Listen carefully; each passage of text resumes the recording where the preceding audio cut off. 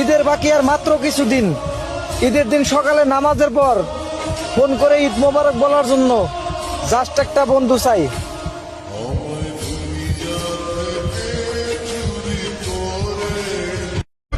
রাস্তাতে একা একা চলি বলে আমাদেরকে হালকাতে নিও না।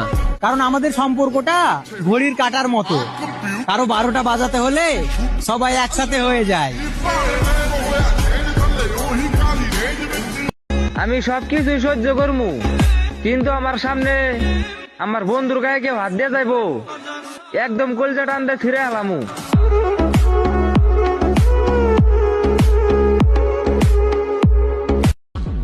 মা শিখিয়েছে কখনো কারোর সাথে ঝগড়া করবি না, আর বাবা শিখিয়েছে কখনো কাউকে বই পাবি না।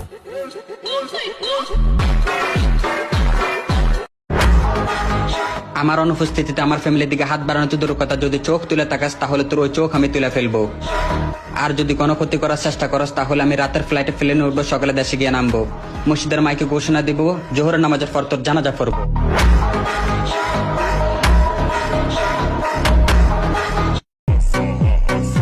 আমার আদালতে হিসাব একটাই, যে ভুল করে তাকে মাফ করে দিই, আর যে বেইমানি করে তাকে মন থেকে ডিলিট করে দিই।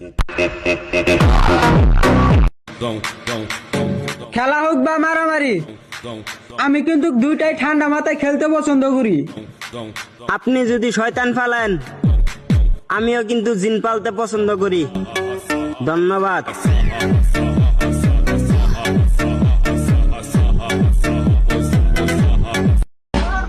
আমি কাউকে জোর করে রাখি না, থাকলে ভালো, না থাকলে আরো ভালো।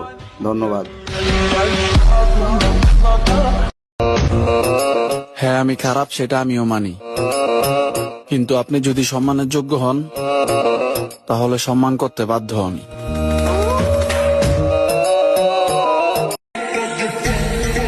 যা কাহিনী করছস ভাবিস না বুইলা যাম, জীবনে যেটা দেহস নাই ওইটাও দেখাই দিমু বাইনচুত।